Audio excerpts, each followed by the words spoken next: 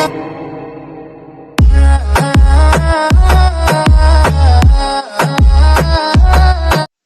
Hind my dear friends, मैं दिनेश कुमार। आज की क्लास में आप सभी का स्वागत है। और आज हम एग्रीकल्चर में जो उद्यान विज्ञान का एक छोटा सा टॉपिक लेके जा रहे हैं, जो कि एग्जाम की दृष्टि से बहुत ही मोस्ट है। वो है एफलन। आखिर एफलन होता क्या है, एफलन के क्या कारण है, एफलन में क्या व्याधियां होती है। तो एफलन जो उद्यान होता है, तो उसमें जो फल वृक्षों की तरह फल न देना या बहुत कम मात्रा में फल देना या रोगग्रस्त व्याधियों से ग्रस्त फल देना ही अफलन कहलाता है। तो माय डियर फ्रेंड्स, कि उद्यान में जो अफलन होता है, कि उद्यान में फल जो वृक्ष होते हैं, उद्यान में फल वृक्षों के द्वारा फल पैदा न करना या घटिया किस्म के फल पैदा करना, कि उद्यान में फल वृक्षों के द्वारा फल पैदा न करना या घटिया किस्म के फल देना ही अफलन कहलाता है। और एफलन में जो एकांतर फलन में क्या होता है, कि जो ये एकांतर फलन है, इस समस्या में क्या होता है, जो पौधा होता है, पौधा एक वर्ष फल देता है और एक वर्ष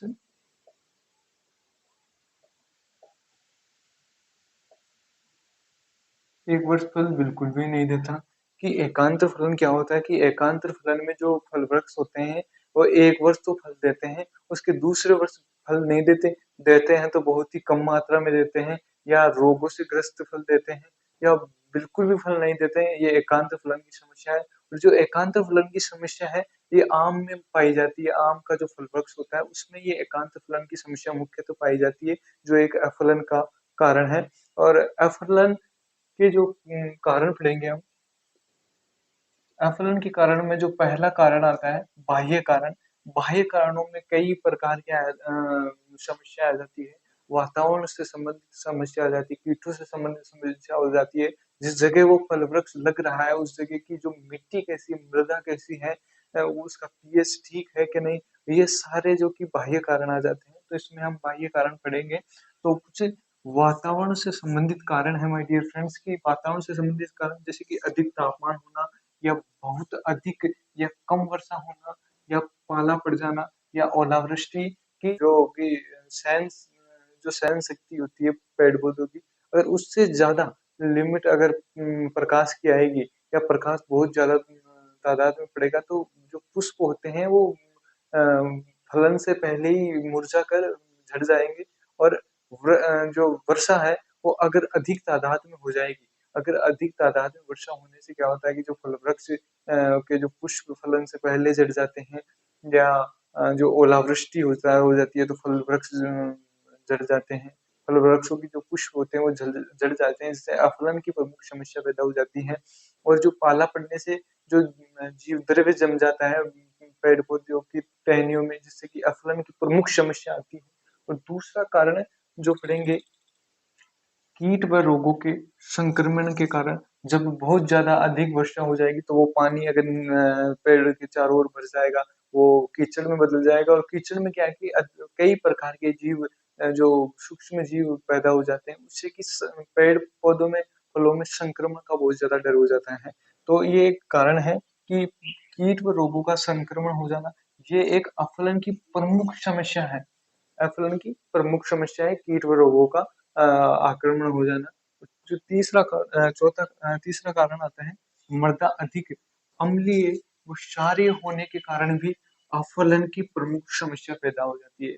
और अगर मृदा ज्यादा अम्लीय है, या बहुत या ज्यादा क्षारीय है, अगर लेवल में नहीं है, उदासीन नहीं है, या उदासीन से थोड़ा सा हाई या लो नहीं है, कि जो मृदा पीएच है, फल वृक्षों के लिए मुख्यतः जो मृदा पीएच मान होता है, वो 6.0 ठीक रहता है, सॉरी 7.0 ठीक रहता है, या नीचे चलो तो 6.5 ठीक रहता है।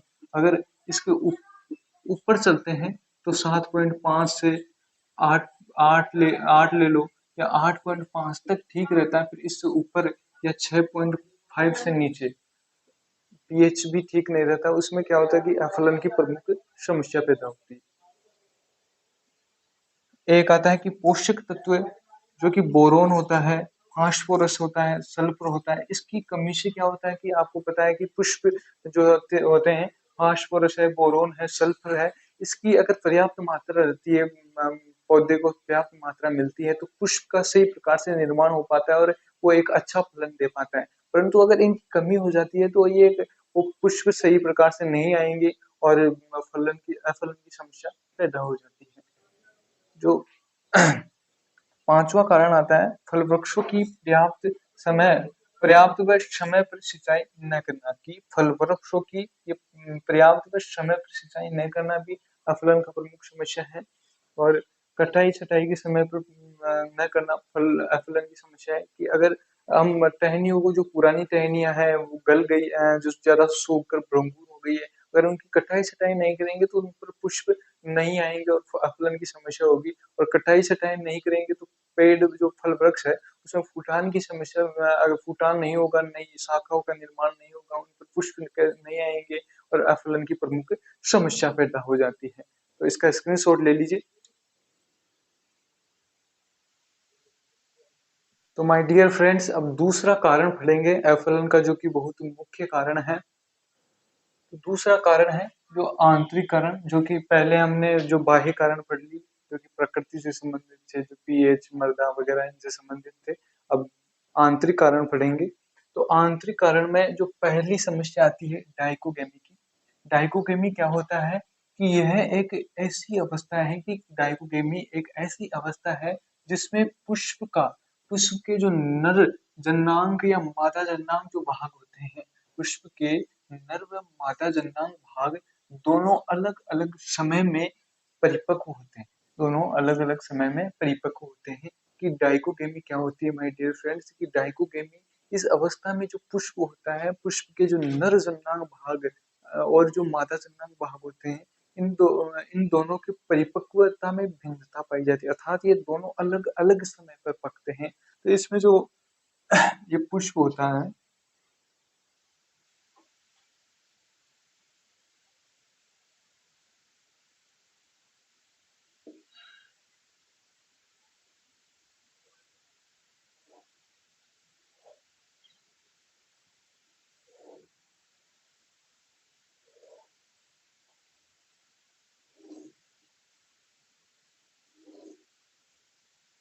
ये जो पुष्प है, पुष्प में जो ये नर जननांग भाग, जिन्हें उमंग भी कहा जाता है, नर जननांग भाग है।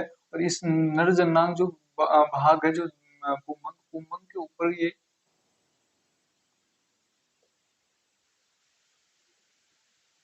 में बीजाणु, जो कि वर्तिकाग्र पर गिरकर यहाँ पर अंकुरित होकर ये बीजांड में जाकर निश्चित होकर एक फल का निर्माण करते हैं। और ये जो है मादा जननांग भाग, मादा जननांग भाग जिसे जायांग भी कहा जाता है। अर्थात इस नर जन्नांग भाग जो पुमंग है और जो मादा जन्नांग भाग जो जायांग है, इसके पकने में, दोनों में पकने के जो समय है इसमें भिन्नता पाई जाती है। जिससे क्या होगा कि अगर ये दोनों के पकने के समय में भिन्नता पाई जाएंगी तो बीजाणु सही टाइम पर नहीं बढ़ेंगे। और जो वर्तिकाग्र है, जो ये वर्तिकाग्र है, वर्तिकाग्र जो है,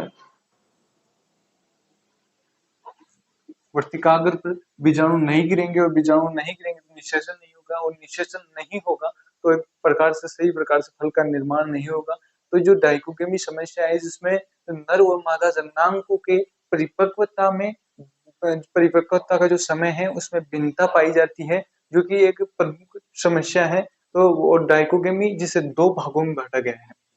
तो पहला है प्रोटोएंट्री, जिसमें पुष्प के नर भागों का, अर्थात जो प्रोटोएंट्री है डाइकोटोमी का एक भाग है, जिसमें जो पुष्प का जो नर जननांग भाग होते हैं वो मादा जननांग भागों से पहले परिपक्व हो जाते हैं। तो प्रोटोएंट्री समस्या कब होती है कि इसमें क्या होता है कि जो जो नर जननांग भाग होते हैं ये पहले परिपक्व हो जाते हैं, ये पहले परिपक्व हो जाते हैं। और जो मादा जननांग भाग, जो जायांग होता है वो बाद में परिपक्व होता है।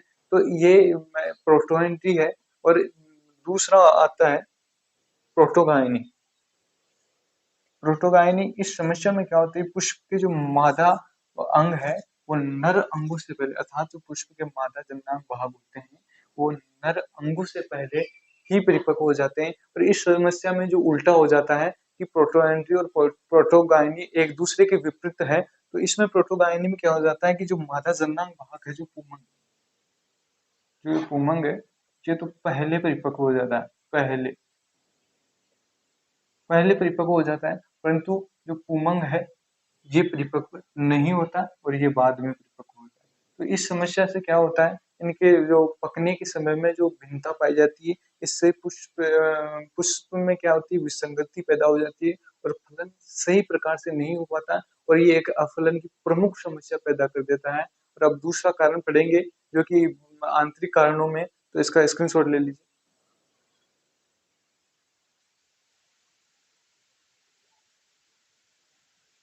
तो माय डियर फ्रेंड्स, अब हम एफ के जो कारण है, एफ के कारणों में से तो आंतरिक कारणों में जो दूसरा कारण पढ़ेंगे। तो आंतरिक कारण में दूसरा कारण है अपूर्ण पुष्पों का बनना। अपूर्ण पुष्पों का बनना अर्थात इसमें क्या होता है कि जो एकलिंगी पौधे होते हैं या द्विलिंगी जो पौधे होते हैं, जिनमें जो नर और मादा जननांग भाग या नर वाले पौधे, नर वाले पुष्प और मादा जननांग वाले पुष्प दोनों उपस्थित होते हैं, उन्हें द्विलिंगी, और जिनमें एक ही पुष्प, एक ही प्रकार के पुष्प पाए जाते हैं, या तो मादा पाए जाते हैं या नर पुष्प पाए जाते हैं, उन्हें एकलिंगी कहते हैं।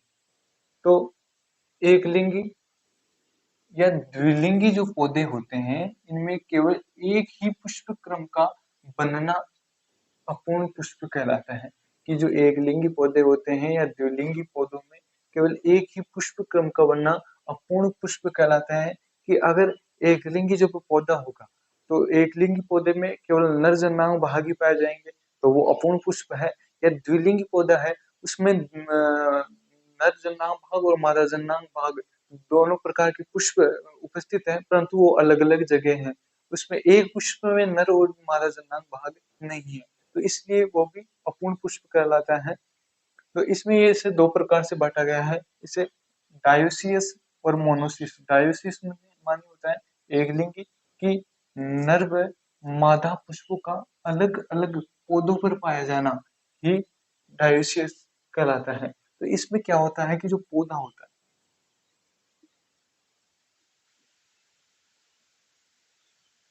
जो पौधा होता है उसमें एक ही में तो नर,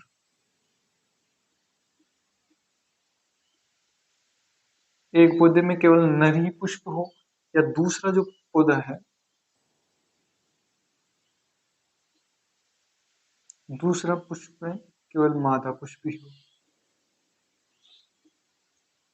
एक पौधे में या तो नर ही नर हो, या एक पौधे में केवल मादा पुष्प ही हो, तो वो डायोसियस में आता है। अर्थात इसमें नर व मादा पुष्प केवल दोनों अलग अलग पौधों पर उपस्थित हो, तो उसे डायोसियस कहते हैं। जिसमें खजूर और पपीता, खजूर और पपीता ऐसे फल वृक्ष है जिनमें नर और मादा फल वृक्ष अलग अलग आते हैं। अर्थात मादा जो फल वृक्ष होगा उसमें केवल नर पुष्प ही होंगे, और मादा फल वृक्ष होता होगा उसमें केवल मादा पुष्प ही होंगे। तो इसमें इनमें अपूर्ण पुष्प पाया जाता है। अर्थात इनमें अगर परागण करवाना, अगर फल का निर्माण करवाना है, तो इसमें क्या होता है कि जो नर पौधों के साथ मादा पौधे भी लगाना पड़ता है, जिससे परागण की क्रिया हो पाए, जिससे निषेचन होगा और निषेचन से फल का निर्माण हो जाएगा। तो ये एक सुधार का कारण, सुधार करने का तरीका है, परंतु ये एक समस्या है अफलन की। अगर जहाँ पर नर पौधे ही रहेंगे तो परागण कैसे होगा, निषेचन नहीं होगा, फलन की समस्या आएगी। और जहाँ मादा ही पुष्प पुष्प होंगे तो वहां भी परागण की समस्या आएगी, निषेचन नहीं होगा और फलन की समस्या होगी। और जो दूसरा कारण है अपूर्ण पुष्पों में जो मोनोसियस, जब मादा व नर जो पुष्प होते हैं वो एक ही पौधे पर हो, परंतु अलग अलग जगह पाए जाते हैं। कि जैसे कि ये पौधा है, तो इस पौधे पर जो नर पुष्प, ये मादा पुष्प, तो नर और मादा पुष्प जो है वो एक ही पौधे पर हो, परंतु अलग अलग पुष्पों में अर्थात अलग अलग जगह हो, तो वो मोनोसियस कहलाता है। तो जब मादा व नर पुष्प एक पौधे पर अलग अलग जगह पाए जाते हैं, तो उसमें ये भी एक अपूर्ण पुष्प हो जाता है। तो इसमें क्या होगा, एक पुष्प में ही नर और मादा जन्नांग भाग नहीं होंगे, परंतु वो पुष्प एक ही पौधे पर होंगे। नर और मादा जन्नांग दोनों नर और मादा जो पुष्प होंगे एक ही पौधे पर होंगे मोनोसिस में। और जो डायोसिस में, इसमें नर और मादा जो पुष्प है ये अलग अलग पौधे पर होंगे, कि एक पौधे पर जिस पर या तो नर ही पुष्प हो या एक पर मादा ही पुष्प हो अलग अलग, तो उसे जो डायोसियस कहते हैं। और मोनोसियस एक ही पौधे पर नर और मादा पुष्प दोनों उपस्थित हो, परंतु वो अलग अलग जगह उपस्थित हो। तो जो मोनोसियस रहते हैं, ऐसे पौधे जैसे कि केला है, चीकू है, अखरोट है, कटहल है, इनमें इस प्रकार की समस्या पाई जाती है। इनमें नर और मादा पुष्प पाए तो जाते हैं एक ही पौधे पर, परंतु अलग अलग जगह होते हैं। तो अर्थात इनमें भी परागण की समस्या बहुत ज्यादा होती है। कई कंडीशन में परागण नहीं हो पाता, तो इनमें आकलन की समस्या पैदा हो जाती है। और अब जो तीसरा कारण पढ़ेंगे, तो दोस्तों आंतरिक कारण में जो ये तीसरा कारण है, आंतरिक कारण में ये तीसरा कारण है हेटेरोस्टाइली। हेटेरोस्टाइली इसमें क्या होता है, जब जो पेड़ पुष्प होता है, पौधे का जब पुष्प होता है, उस पुष्प की जो वर्तिका होती है, पुष्प की जो वर्तिका होती है उसकी असमान ऊंचाई की होती है। तो यह अवस्था हेटेरोस्टाइली कहलाती है। जब पुष्पों की वर्तिका असमान ऊंचाई की होती है, तो यह अवस्था हेटेरोस्टाइल कहलाती है। इसे हेटेरोस्टाइल कहलाती है। और यह अवस्था ज्यादातर बैंगनों, चीकू, लीची, अनार और बादाम में पाई जाती है। हेटेरोस्टाइली अर्थात हेटेरोस्टाइली में जो वर्तिका होती है असमान ऊंचाई की पाई जाती है। तो वो कैसे होती है कि जो पुष्प होता है,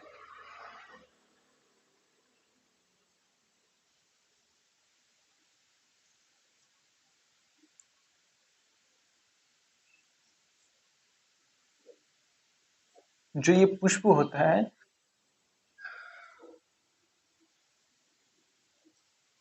इसमें ये नर जन्नांग भाग हो, ये नर जन्नांग भाग हो गए जिनमें ये परागकण है।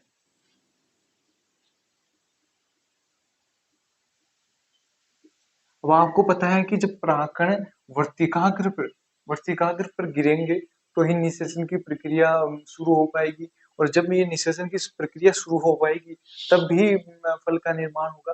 परंतु इनमें क्या होता है, जो पुष्प की जो ये वर्तिका है, वर्तिका था जो ये जायांग है, जायांग या मादा जो भाग जन्नांग भाग होता है, इसकी ऊंचाई जो होती है वो नर जन्नांग भागों से ज्यादा होती है। तो इस कंडीशन में इनमें परागण की क्रिया नहीं हो पाएगी। और परागण की क्रिया नहीं होने पर फलों का निर्माण बिल्कुल भी नहीं होगा। और इस तरह से अफलन की समस्या हेटेरोस्टाइलिस से होती है। और यह एक अफलन का बहुत ही प्रमुख कारण है। और अब जो चौथा कारण पढ़ने जा रहे हैं इसका स्क्रीनशॉट ले लिया। तो माय डियर फ्रेंड्स, अब जो चौथा कारण है, चौथा कारण में, इस चौथे कारण में क्या है कि असंगतता। आंतरिक कारणों में उदाहरण अपलन के जो चौथा कारण है असंगतता। असंगतता इसमें क्या होता है कि जो जो फूल होता है वो परागित हो जाता है, कि उसे वो परागण होने के बाद वो परागित हो जाता है। और परागित हो जाने के बाद भी पुष्प जो होता है वो नष्ट हो जाता है। पुष्प नष्ट हो जाता है, कि फल का निर्माण नहीं होता। तो ये इसका क्या कारण क्या होता है, ये मुख्यतः पहले तो ये नाशपाती और सेब में होता है। ये फूल परागित हो जाने के बाद भी नष्ट हो जाता है। इसमें क्या होता है कि जब फूल जो परागकण है वो वर्तिकाग्र, अर्थात ये जो वर्तिकाग्र है,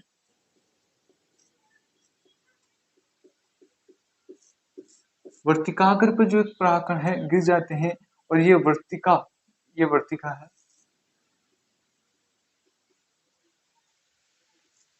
वर्तिका से होते हुए अंडाशय में आ जाता है। और इसके अंडाशय से आगे जब निषेचन होता रहता है, इसके अंडों से एक जोड़ा बनाकर ये जो परागकण, दो ही परागकण निषेचन के समय जो वर्तिकाग्र है, ये दो ही परागकणों को ग्रहण करता है। और इसमें एक परागकण के साथ ये जोड़ा बनाकर जब निषेचन की प्रक्रिया होती है तो ये अंडाशय में होती है। निषेचन की प्रक्रिया जब होती है तो इस निषेचन की प्रक्रिया में किसी भी प्रकार की विसंगति या विफलता के कारण जो निषेचन नहीं हो पाता, अर्थात कि इस जो अंडाशय में निषेचन के दौरान किसी भी विसंगति या निषेचन की विफलता को ही असंगतता कहते हैं। अर्थात इससे क्या होगा कि पुष्प परागित हो जाएगा, उसमें परागण हो जाएगा, परंतु निषेचन के दौरान किसी विसंगति या निषेचन की विफलता के कारण अफलन की समस्या पैदा होती है और इसे ही असंगतता कहते हैं। अर्थात किसी की निषेचन के दौरान निषेचन में उत्पन्न हुई विसंगति या उसकी विफलता को ही असंगतता कहा जाता है। और जो हम पांचवा कारण पढ़ेंगे, इसका स्क्रीनशॉट ले लीजिए आप। जो पांचवा कारण है, इस पांचवें कारण में जो आंतरिक कारण का जो पांचवा कारण है, स्वबंध्यता। इस अवस्था में क्या होता है कि स्वबंध्यता के समय इस अवस्था में क्या होता है कि इस अवस्था में जो पुष्प होता है, जो वृक्ष पर जो पुष्प होता है, पुष्प पर जो नर और मादा जो भाग होते हैं, ये अंग नर और मादा भाग पुष्प में उपस्थित होते हुए भी निषेचन की क्रिया नहीं हो पाती, निषेचन की क्रिया करने में असमर्थ होते हैं। कि स्वबंध्यता क्या होती है?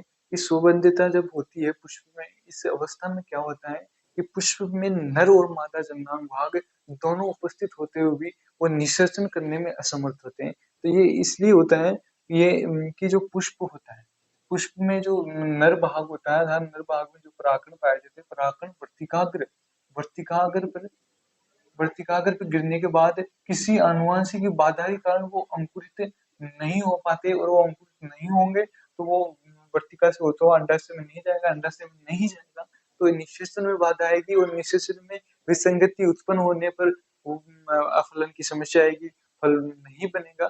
तो ये अफलन का प्रमुख कारण है स्वबंध्यता, जिसमें पुष्प में नर और मादा अंग उपस्थित होते हुए भी निषेचन करने में असमर्थ होते हैं, क्योंकि किसी भी आनुवंशिक बाधा के कारण जो नर भाग का जो परागण होता है वो वर्तिकाग्र पर अंकुरित नहीं हो पाता। अब जो छठा कारण आता है,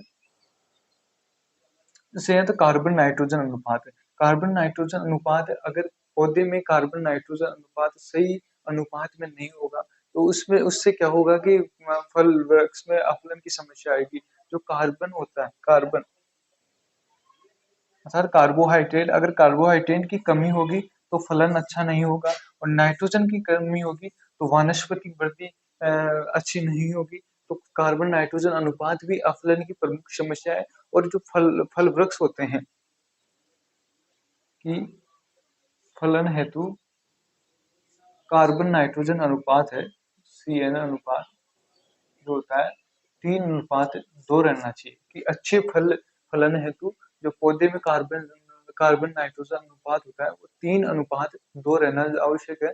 और अब जो कि अफलन के जो प्रमुख कारण जो कि हमने पढ़ ली, ये एक अफलन के प्रमुख कारण है, जो कि अगर आप इन्हें परखेंगे तो एक उद्यान में अगर परखते हैं, या अपने पर्सनली अगर घर पर एक या दो फल वृक्ष है, अगर उनमें ये समस्या आ रही है तो अब जो उपाय बता रहा हूँ वो पढ़ेंगे। इनके उपाय, अफलन की समस्या को आखिर कैसे रोका जा सकता है तो उसके उपाय पढ़ेंगे। अब इसका स्क्रीनशॉट ले लीजिए आप।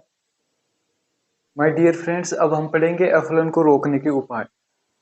तो अफलन को रोकने के उपाय, अफलन को रोकने के उपाय, तो अफलन को रोकने के उपायों में पहला आता है जड़ की कटाई छटाई करना। कि जो जड़ें होती हैं उन जड़ों की कटाई छटाई करना। तो यह क्रिया जो है ये उत्तरी भारत में नींबू वर्गीय फलों में की जाती है। जो जड़ों की कटाई छटाई, इस विधि में क्या किया जाता है कि जो पेड़ फल वृक्ष जो होता है उसके चारों ओर जो एक खाली सी बना ली जाती है, एक मेड़ खोद दी जाती है, और उसमें उसे खुला छोड़ दिया जाता है, जिससे कि कार्बोहाइड्रेट एकत्रित उसमें होने लगती है। और कार्बोहाइड्रेट उससे क्या होता है कि पुष्प ज्यादा संख्या में आते हैं और फलन अच्छा होता है। जो दूसरा तरीका है छाल हटाना या रिंगिंग। और यह क्रिया है छाल हटाना या रिंगिंग, यह क्रिया फल लगाने वाली शाखाएं, जो फल लगने वाली जो शाखाएं होते हैं उनमें पुष्प लगने से पूर्व अंगुली से, अंगुली की जो आकार के छाल, अंगुली के आकार की छाल को हटाकर, जिससे पौधे में कार्बोहाइड्रेट एकत्रित हो जाती है। और यह क्रिया अंगूर और आम में की जाती है। इस क्रिया में क्या किया जाता है कि छाल हटाना या रिंगिंग, इस क्रिया में क्या किया जाता है कि जो फल जहाँ जिस शाखा पर लगते हैं उस पर पुष्प आने से पूर्व, पुष्प आने से पूर्व उस पे अंगुली के आकार की जो छल्ले बना दिए जाते हैं जिसमें कार्बोहाइड्रेट एकत्रित हो जाती है, क्योंकि पुष्पन बढ़ाती है और पुष्प बढ़ेगा तो फलन अच्छा होगा। और जो तीसरा कारण आता है खाज बनाना या नोचिंग, ये कली के आकार कली के ऊपर, जो कली होती है जो जिस पर फल लगते हैं उसके ऊपर व नीचे वी आकार के छल्ले बना दिए जाते हैं, जो कि मुख्य अंजीर में अपनाई जाती है। कि जो बनाना या नोचिंग की जो प्रक्रिया है ये अंजीर में अपनाई जाती है।